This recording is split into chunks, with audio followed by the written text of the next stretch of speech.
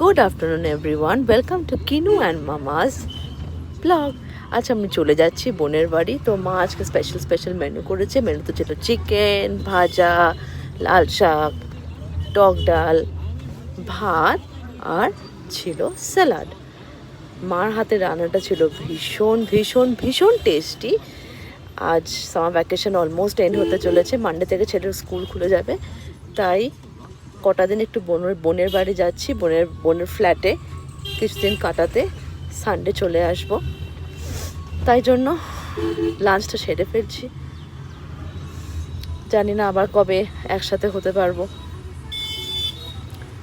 আমরা Uber book করে ফেলেছি, উবের চলে আসছে। সব প্যাকিং করে নিয়ে লাগেজ নিয়ে বেরিয়ে পড়লাম।